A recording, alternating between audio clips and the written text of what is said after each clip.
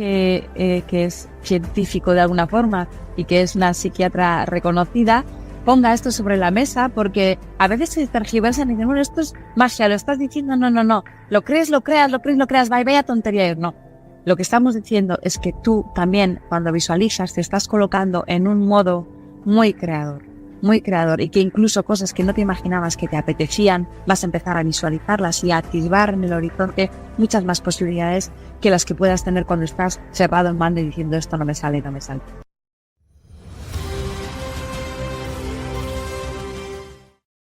La película que he visto que alguien preguntaba por debajo es la película de La vida es bella, que es como ese padre intenta engañar a su hijo y le engaña, pero el niño es feliz. O sea, el niño no vive esa situación como un trauma, sino que la vive como una oportunidad dentro del drama, ¿no? Es decir, que la vida, vuelvo a repetir, que la vida tiene un fondo dramático, es que sufrimos mucho. Yo escucho vidas a veces en la consulta tan duras y tan difíciles y tan complicadas y pienso, claro, es que esto solo se puede superar si uno realmente decide creer en que hay algo bueno que puede suceder a pesar de lo negativo.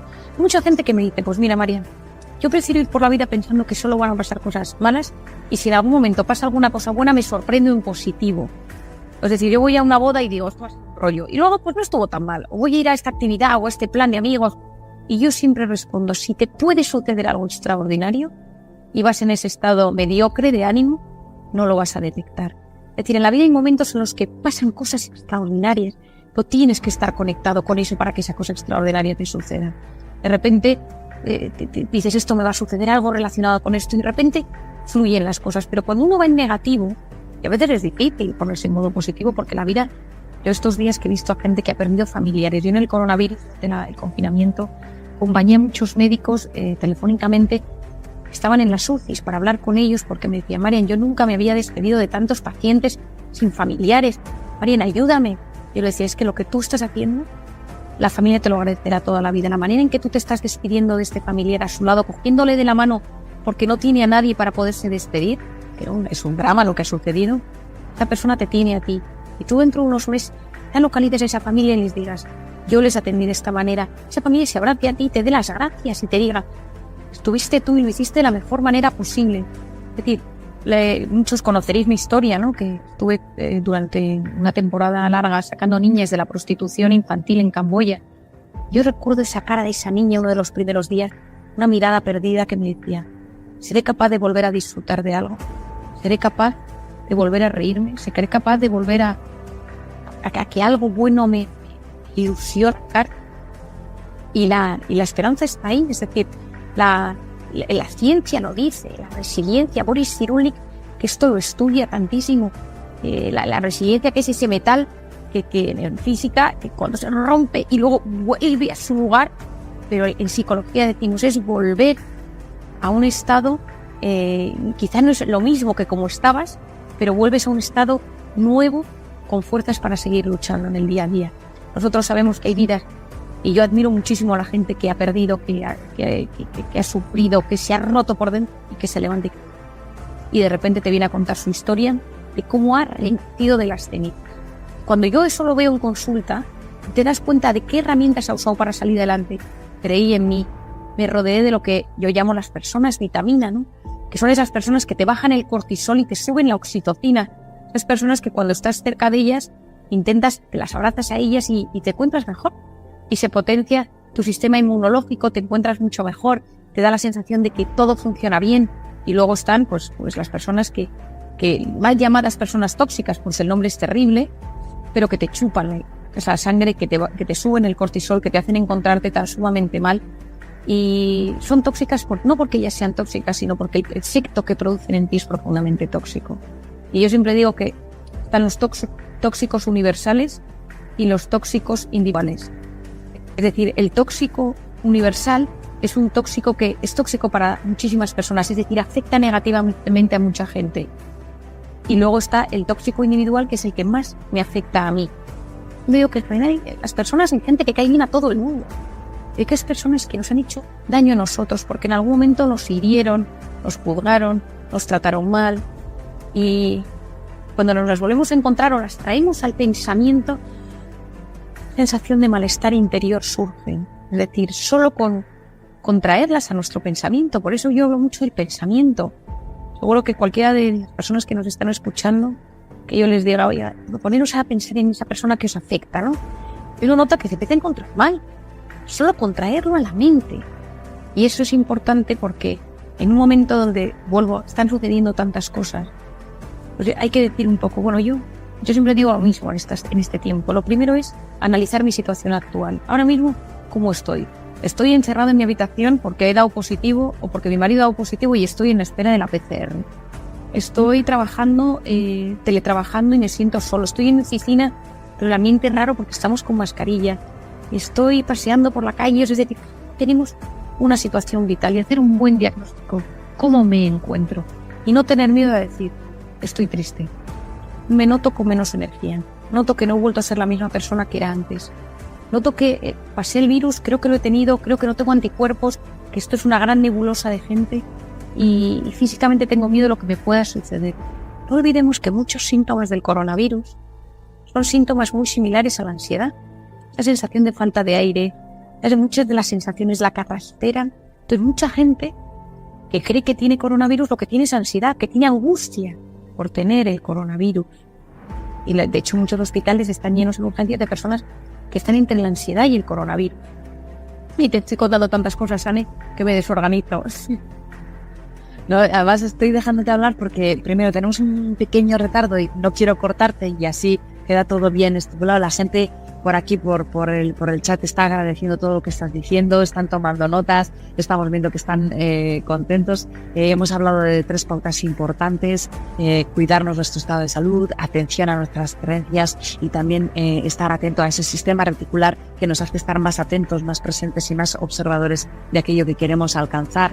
Te quería preguntar también si puede ser, en estos momentos difíciles, tú como doctora además, ¿cuáles crees que son las mejores pautas a seguir para cuidarnos bien el sistema inmune y también esos pensamientos? ¿Qué podemos llevar a cabo para estar atentos y cuando lleguen, cómo podemos afrontarlos, ¿no? Porque has dicho, cuando nos sucede, nuestra mente asocia algo que ya hemos vivido antes y que nos ponemos en alerta, como nuestro inconsciente no diferencia entre la realidad y la ficción, podemos decirle a nuestra mente, no es esto, ¿no? Pero, ¿qué pasos podríamos seguir para esa parte de la mente y luego para el cuidarnos un poquito mejor, si es posible, a nivel físico? Muy bien, pues mira, Anne, esos estados de estrés mantenidos que generan ese cortisol, el problema de la intoxicación por cortisol es que el sistema inmune funciona peor. El problema es que cuando el cortisol está desbocado, mi sistema inmune se ve mucho más afectado. Aquí no le ha pasado pues que trabaja muchísimo, llega a las vacaciones, llega la primera semana de verano y de repente se enferma, una gastroenteritis, una infección de orina, un catarro, unas anginas, y uno dice, bueno, pero que va la pata, ¿no? O sea, me acabo de empezar las vacaciones. Estados de estrés mantenidos, cortisol elevado y el sistema inmunológico funciona peor. Entonces, ¿cómo potencio mi sistema inmunológico? Lo primero de todo es intentando bajar ese cortisol.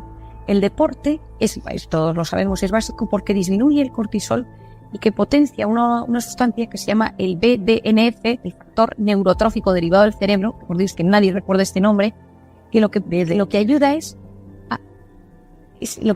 a potenciar el hipocampo, mejora el hipocampo, que es la zona de aprendizaje y de memoria. Y es como un regulador de la amígdala. Imaginemos que tenemos la amígdala, que es la zona del miedo, de la incertidumbre, de la alerta, y el hipocampo está a su lado y se van conectando entre los dos. Cuanto mejor funciona mi hipocampo, mejor funciona mi amígdala. Cuando esa conexión entre los dos funciona mal, peor gestiono los momentos de miedo. Sabemos que con el ejercicio bajamos el cortisol y potenciamos que el hipocampo y ese recorrido funcionen bien. Luego te voy a dar un truco que me funciona súper bien y yo lo recomiendo a todos mis pacientes, que es escribir.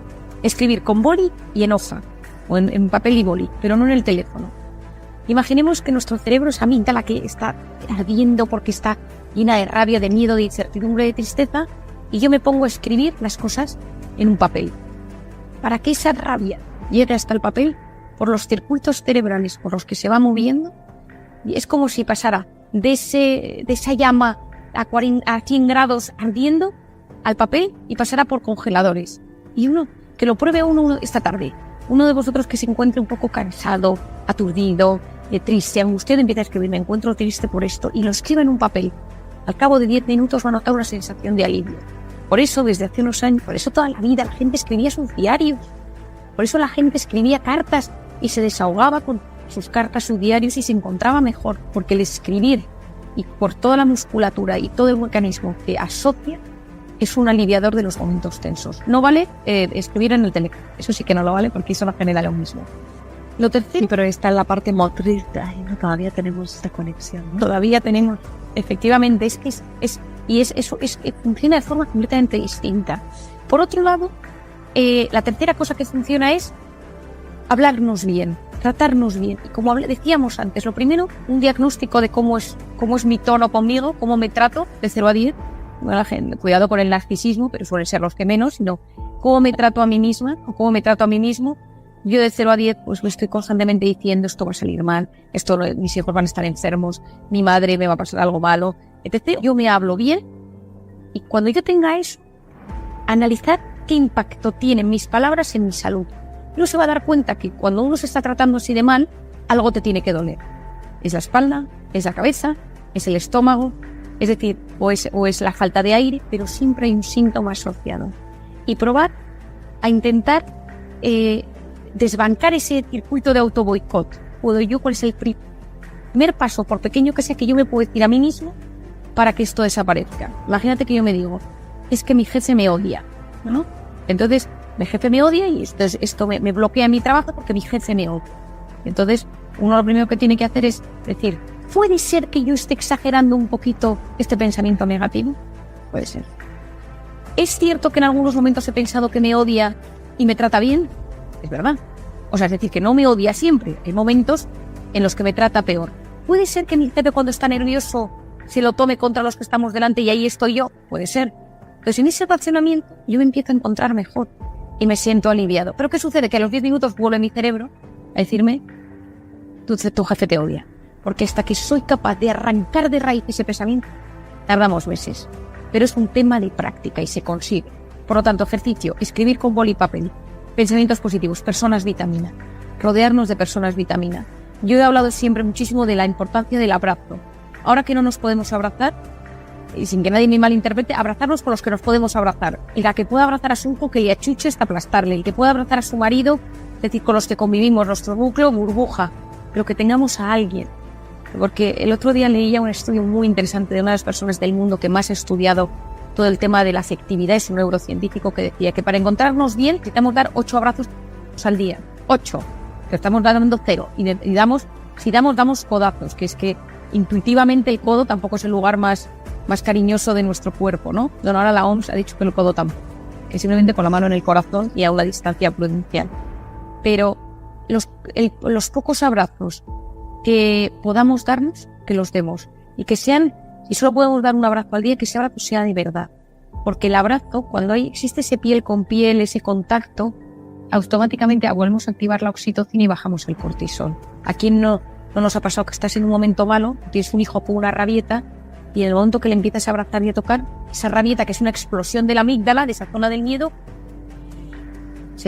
yo a mucha gente que no puede abrazar, por ejemplo, he recomendado, gente que no tiene a nadie, absolutamente a nadie, que le dé un abrazo, que vaya a algún sitio donde le puedan dar un masaje, ¿no? Que al menos tenga la sensación de ser pues, en la espalda, en la zona lumbar, es decir, porque es necesario que nuestro cuerpo sienta, sobre todo en nosotros que somos una cultura latina, que somos tan de expresar, de hablar, pues es importante para nosotros. Y luego todo el tema de la meditación, del mindfulness, de la oración, cada uno con sus propias creencias, ¿no? Es decir, todo ayuda, es el que crea en Dios, el que haga técnicas más tipo budistas, más orientales, más tipo mindfulness, pero que cuando se sitúe delante de ese momento de meditación, lo haga desde la aceptación y desde el abandono. Es decir, lo malo de estas técnicas es que muchas veces generan ansiedad porque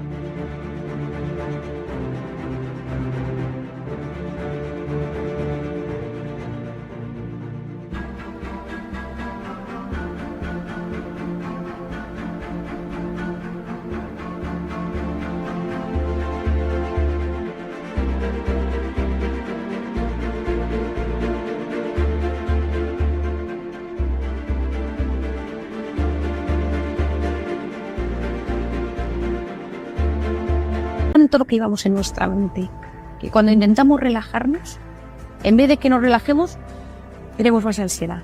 Entonces muchas veces hay que ponerse en esa disposición de acepto que no lo puedo controlar todo, que era como empezábamos hoy nuestro directo, Anne. ¿Te acuerdas? Cuando empezamos diciendo no podemos controlarlo todo y acepto que hay cosas que suceden en el día a día que no puedo cambiar. Hoy parte de lo que nos enfada y nos enferma es que no aceptamos lo que nos está pasando en muchos momentos de nuestra vida. No aceptamos tener un hijo de esta manera, o un padre, o un trabajo, o un tema económico, y nos rebelamos contra cosas. La rebeldía en positivo es buena, pero la rebeldía que nos hace negarnos a la realidad, que nos hace no adaptarnos a lo que vivimos, es negativa porque nos enferma. Una de las cosas que más hablé yo durante el confinamiento era que había que adaptarse. Claro que nos negábamos al confinamiento, claro que nos negábamos al virus, claro que no queríamos eso, claro que nos desagradaba profundamente no poder salir a la calle. Pero esa sensación de adaptación era clave para nuestro sistema inmune y nuestro sistema psicológico. Entonces, cada uno de sus circunstancias sabe que es ponerse una música clásica. Pues el otro día un paciente me dijo que él hacía meditación con salmos, que le ayudaba muchísimo. Cada uno tiene sus técnicas, pero intentar esos momentos del día, desconectar para conectar con uno mismo, con el interior. Yo repetí mucho en el confinamiento, ya que no puedes salir fuera, métete dentro. Métete en tu interior, intenta trabajarte por dentro, porque eso hay mecanismos muy poderosos que se activan en el interior cuando uno pues hace cualquiera de estas técnicas. Y el sexto, la alimentación. Yo no soy una loca de la alimentación, considero que es difícil en el siglo XXI, pero intentar comer lo mejor que podamos, porque hay lo que se llama la CRI, la comida rápida inflamatoria, que es una comida que solo con comerla ya no me empiezo a inflamar. Generan estados de inflamación silentes. Claro, si luego aparece el virus o aparece lo que sea, si yo estoy un poquito inflamado es mucho más probable que yo me pueda enfermar. Entonces, en muchas ocasiones, el hecho de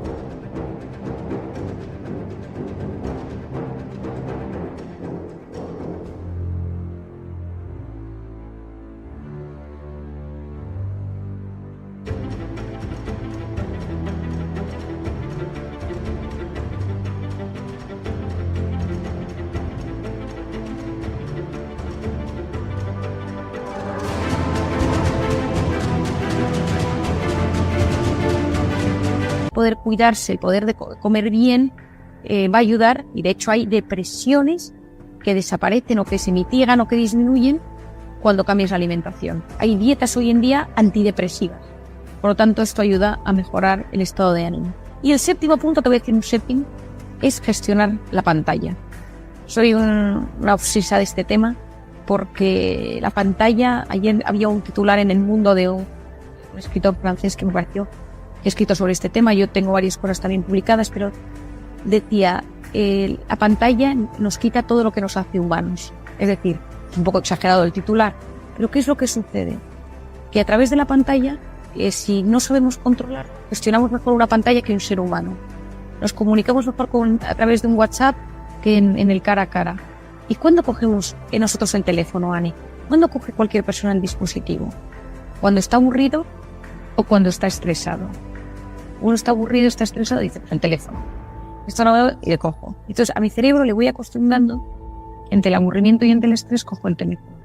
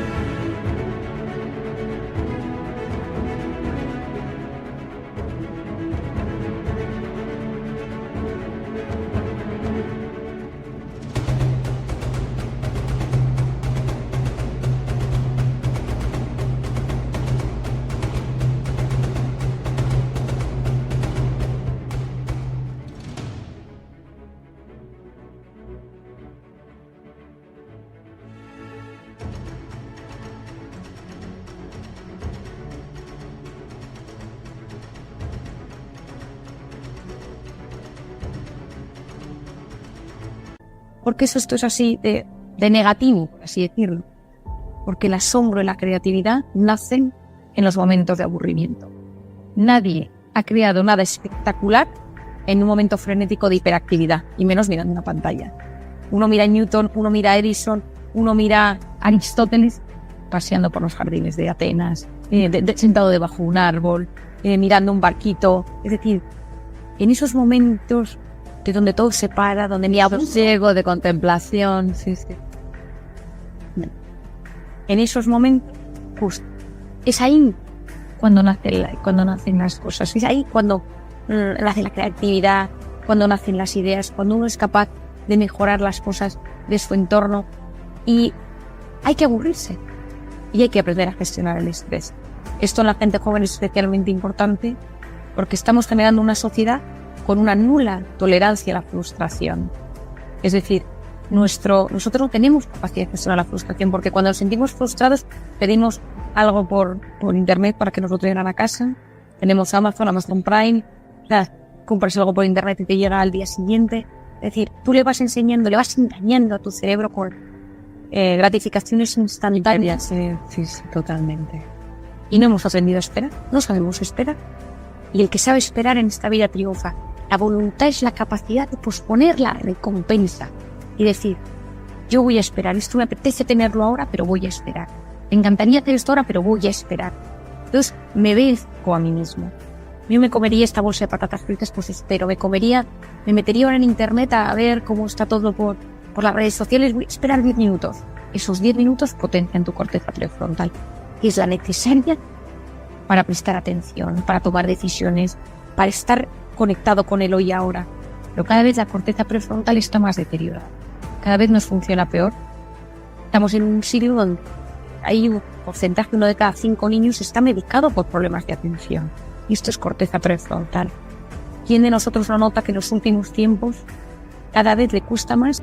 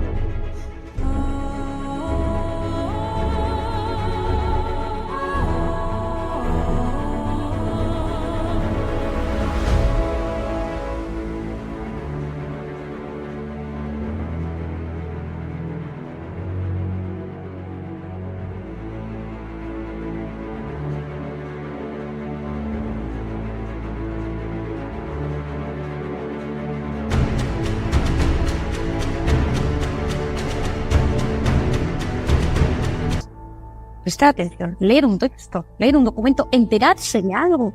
Como que cada vez nos cuesta más profundizar.